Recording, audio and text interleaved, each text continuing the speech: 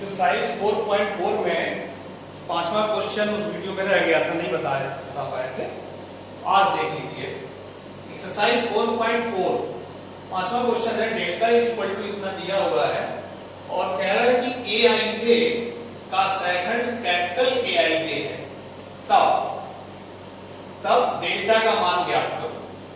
देखिए यहाँ एआईजे equal to एआईजे का सेकंड कैपिटल एआईजे दे रहा है। इसका मतलब ये हुआ कि अगर यहाँ 1 1 लिखेंगे तो यहाँ 1 1 रहेगा, यहाँ अगर 1 2 लिखेंगे तो यहाँ 1 2 रहेगा, यहाँ 2 1 लिखेंगे तो 2 1 रहेगा। जो यहाँ पे जिस क्रम में अंक लिखेंगे उसी क्रम में उसका सेकंड होगा। ठीक है, तो ये एआईजे का सेकंड कैपिटल एआईजे दिया है, इसका यही मतलब है कि जो यहाँ अंक रहेगा वही अंक यहाँ रहेगा। तो आप देखेंगे विकल्प में पहले दूसरे तीसरे में असमान है, समान नहीं है। बी विकल्प जो है उसमें देखिए समान आपको मिलेगा, देख रहे हैं, और समान ही होना चाहिए क्योंकि A11 का जो सेकंड जो होगा वो कैपिटल A11 से ही निरूपित किया जाता है। A21 का सेकंड जो होगा वो कैपिटल A21 से ही होगा, ऐसे है ना।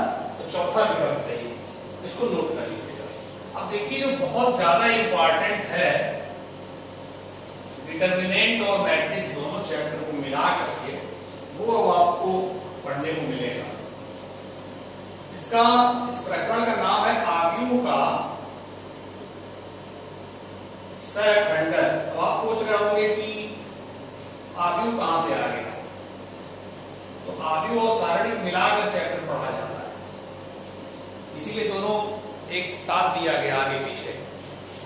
सहखंड पढ़ चुके हैं, ये सहखंडज है, इसको इंग्लिश में बोलते हैं adjoint, adjoint of A matrix. आव्यूह का सहखंडज क्या होता है, इसको परिभाषा लिखिए। किसी वर्ग आव्यूह, किसी वर्ग आव्यूह के अवयवों, किसी वर्ग आव्यूह के अवयवों के सहखंडों से बने आव्यूह का परिवर्त आव्यूह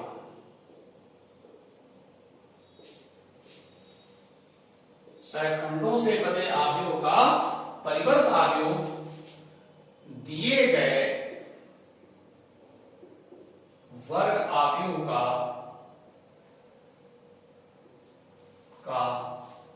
सहखंडज कहलाता है।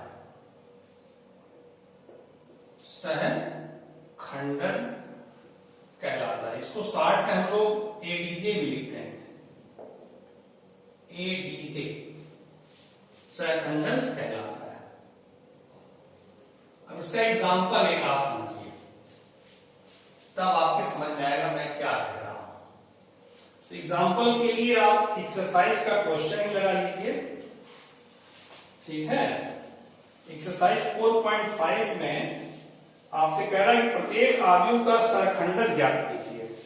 तो वर्ग आव्यूह, पहली बात तो वर्ग आव्यूह होना चाहिए, वर्ग आव्यूह का सहखंडज होता है। सहखंड पढ़ा चुके हैं, ये सहखंडज है, इतना अंतर ध्यान रखिएगा। सहखंड जो होता है उसका इंग्लिश है कोफैक्टर, और सहखंडज जो है उसकी इंग्लिश का एडज्वाइंट है। ये 2 नंबर का क्वेश्चन बोर्ड में आता है। अगर 2 × 2 का आया, मैंने 2 पंक्ति 2 स्तंभ का क्वेश्चन आया तो 2 नंबर का, और 3 × 3 का रहेगा तो 3 नंबर का या 4 नंबर का क्वेश्चन रहेगा। ठीक है, काफी इंपॉर्टेंट है ये।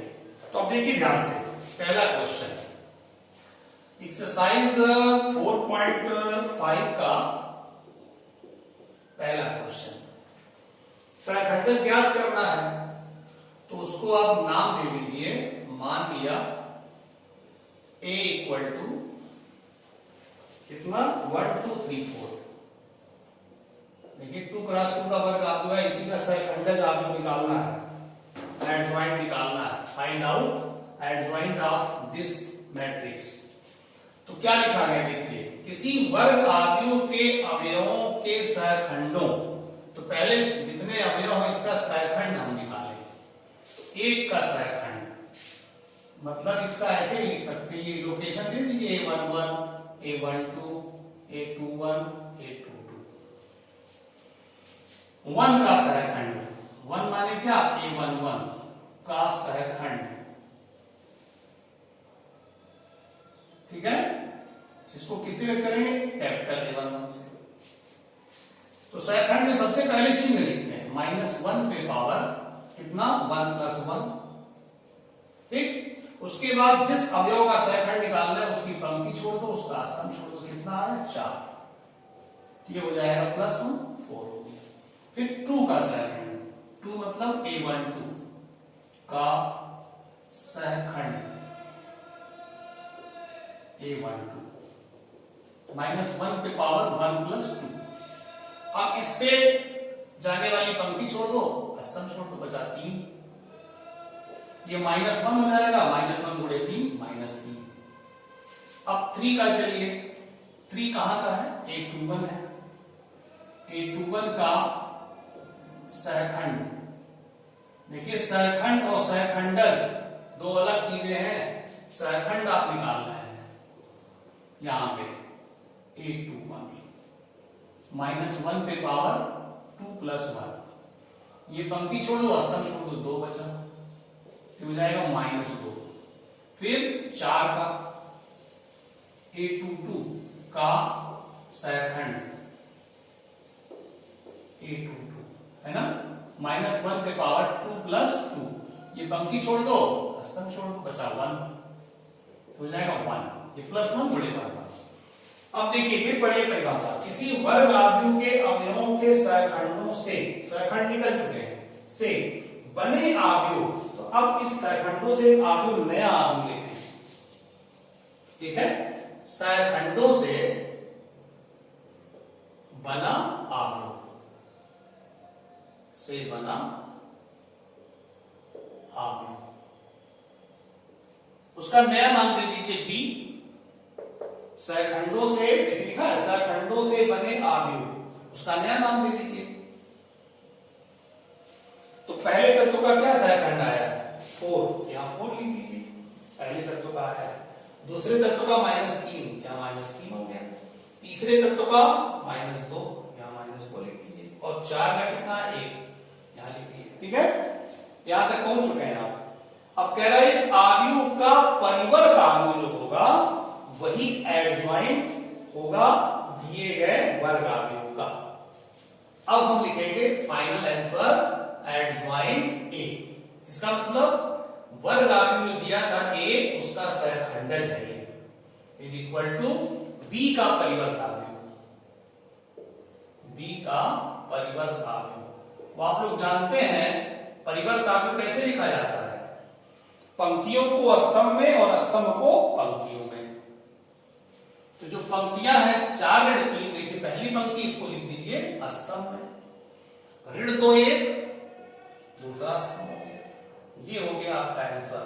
बोर्ड परीक्षा में कम से कम 2 नंबर का क्वेश्चन है, और 3 × 3 का रहेगा जब ना, तो भी वो भी ऐसे ही करेंगे। उसमें 3 × 3 में 9 तत्व रहेगा, और 9 तत्वों का सहखंड निकालेंगे, 9 लाइन में आएगा। 9 तत्वों का सहखंड निकालकर बिल्कुल ऐसे लिखेंगे, सहखंडों से बना आव्यूह। अपने मन से B मान लीजिए, उसका नाम B रख दीजिए, C रख दीजिए, जो आपकी इच्छा है। तो 9 तत्वों का सहखंड जब आप निकाल लेंगे, तो 9 तत्वों के सहखंडों को लिख देंगे, तो नया आव्यूह यहां आपका बन जाएगा।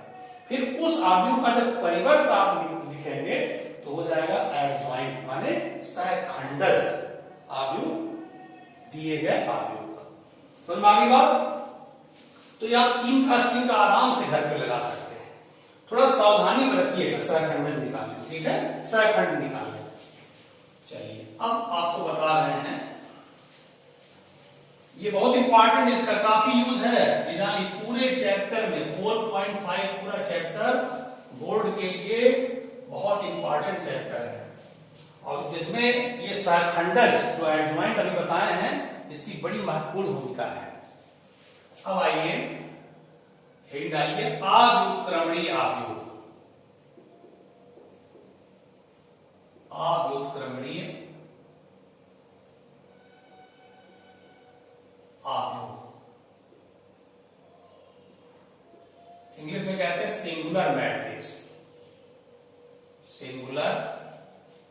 मैट्रिक्स। परिभाषा लिखिए, कोई वर्ग अवयव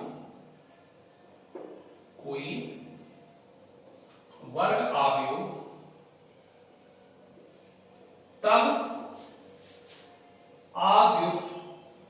अव्युत्क्रमणीय अवयव होता है,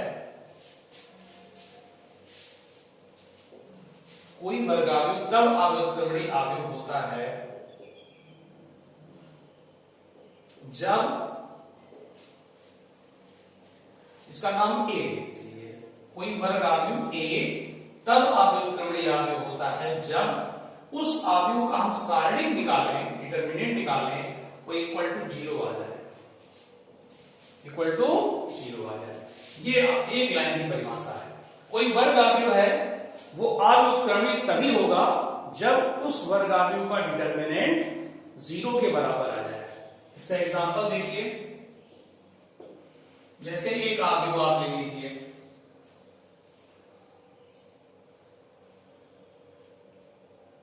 ठीक है, ये वर्ग अवयव है, 2 पंक्ति 2 स्तंभ। अब कोई कहे कि ये कैसा वर्ग अवयव है, तो निकालिए डिटरमिनेंट ए, सारणी ए निकालिए, सारणी लिखिए 1 6 2 12, 12 माइनस 12 कितना आ गया 0। चूंकि डिटरमिनेंट ऑफ ए 0 आ गया, इसलिए वर्ग अवयव ए अव्युत्क्रमणीय है, सिंगुलर है, अव्युत्क्रमणीय है। समझ गए अव्युत्क्रमणीय परिभाषा। अब आइए व्युत्क्रमणीय। दूसरा बता रहे हैं व्युत्क्रमणीय अवयव, जिसे कहते हैं इंग्लिश में नॉन सिंगुलर। दूसरा है, उसको आप नोट कर लीजिएगा, नॉन सिंगुलर मैट्रिक्स। इसकी क्या परिभाषा देखिए, मिटा नहीं रहे। कोई वर्ग अवयव ए तब व्युत्क्रमणीय अवयव होता है जब determinant A is not equal to 0 हो जाए। तो इसका एग्जांपल बदल जाएगा, देखिए व्युत्क्रमणीय तब होगा जब नॉट इक्वल टू 0 हो जाए। अव्युत्क्रमणीय कब था, जब इक्वल टू 0 हो जाता। इसका एग्जांपल लीजिए, a इक्वल टू 1 5 2 3। आप ले लिए, यहां देखिए डिटरमिनेंट आप ये निकालने जा रहे हैं 1 5 2 3, कितना आएगा 3 माइनस 10 माइनस 7 आया। कोई भी 0 ना आए, माइनस आए प्लस आए, है ना, चाहे जो है, लेकिन 0 ना आए, तो कैसा अवयव है, व्युत्क्रमणीय अवयव है। तो लिखेंगे since determinant of a is not equal to 0, therefore a is non-singular matrix। मतलब a जो है व्युत्क्रमणीय अवयव है, a व्युत्क्रमणीय अवयव है, इसी की हिंदी है ये, ठीक है, अवयव है। तो आप अव्युत्क्रमणीय और व्युत्क्रमणीय समझ गए, ठीक है। अब आप देखिए क्वेश्चन,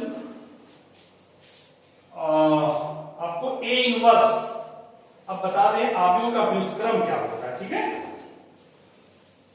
काफी इंपॉर्टेंट मैटर है, ये सब अच्छे से फेयर कॉपी पे नोट करके दोहरा के फिर वीडियो अगला देखा करिए, तभी समझ में अच्छे से आएगा।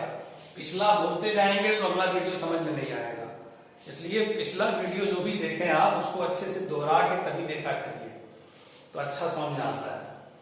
अब बताने जा रहे हैं अवयव का व्युत्क्रम, अवयव का व्युत्क्रम। ये सब बहुत इंपॉर्टेंट मैटर है, एकदम बोर्ड परीक्षा में इसी से आता है। इनवर्स ऑफ मैट्रिक्स, यदि कोई वर्ग अवयव, इसको फेयर कॉपी में नोट कर लीजिएगा अच्छे से, यदि कोई वर्ग अवयव ए है तब ए इनवर्स, तब ए का व्युत्क्रम ए इनवर्स से व्यक्त किया जाता है।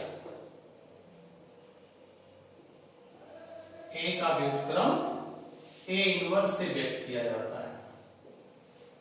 ठीक है, इसका सूत्र देखिए, बहुत इंपॉर्टेंट सूत्र है। ए इनवर्स इक्वल टू होता है adjoint A upon determinant of A, जहां determinant of A is not equal to 0। Note कर लीजिए इसको अच्छे से, क्लियर होंगे। मतलब ए इनवर्स निकालने के लिए आपको एडजॉइंट ए निकालना पड़ेगा, सहखंडज निकालना पड़ेगा। ए का सहखंडज निकालेंगे और उसमें डिटर्मिनेंट ऑफ ए से भाग देंगे, तब आपका ए इनवर्स ज्ञात होगा। ठीक है, तो इसके आधार पर क्वेश्चन है, इसको मैं नेक्स्ट वीडियो में डालूंगा क्योंकि टाइम लेगा। अच्छे से बताएंगे, आपको अच्छे समझ में आना चाहिए। और बोर्ड एग्जाम में ये समझ के चलिए कि निश्चित इसमें से आता है एडजॉइंट या फिर इनवर्स निकालना, एक क्वेश्चन आपके बोर्ड परीक्षा में निश्चित आएगा, ये पक्का मान के चलिए। तो ए इनवर्स निकालने के लिए आपको एडजॉइंट निकालना ही पड़ेगा। ठीक है, तो एडजॉइंट निकालना पहले सीख लीजिए। एडजॉइंट निकालना मैंने 2x2 का बताया है, और 3x3 का आज घर बैठ के अच्छे से लगाइएगा, आंसर मिला लीजिएगा, क्योंकि उसमें 9 सहखंड निकालने पड़ते हैं। 9 सहखंड निकालने में सावधानी बरतिएगा, एक जगह भी गलती हो गया तो पूरा सवाल गलत हो जाता है। ठीक है, इसलिए पहले सहखंड निकालना सीख लीजिए, कोफैक्टर, जो कि मैंने पिछले नेक्स्ट 2 वीडियो में उसको बताया है। तो अब इसको निकालने का नेक्स्ट वीडियो में डालेंगे, ठीक है ना, क्योंकि ये टाइम लेगा।